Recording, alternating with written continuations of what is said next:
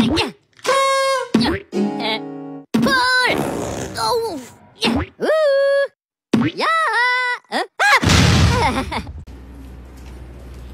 hapon sa inyong lahat. Ang ipapakita namin senaryo ay ang paglagal ng principal of East Benefit Principal.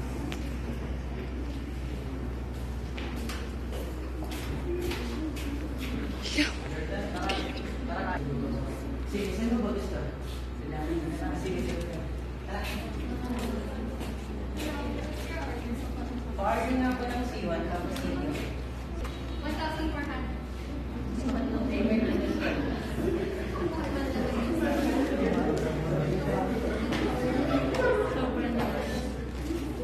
Thank you sa pagkain.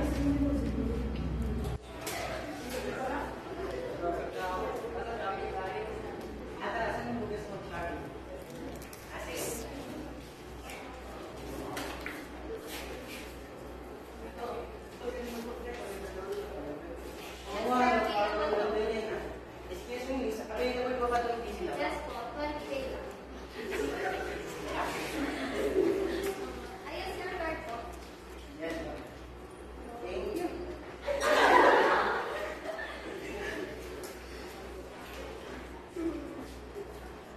Hello, bakit?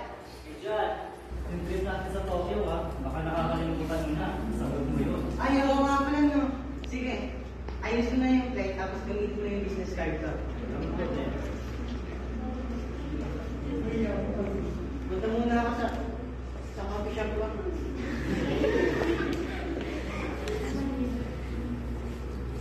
Ang dami ko ngayong gastos sa ngayong araw, Paano kaya ako masusunod yun? Sir Bertan, meron po ako makita madalas sa bawat sa ating business card.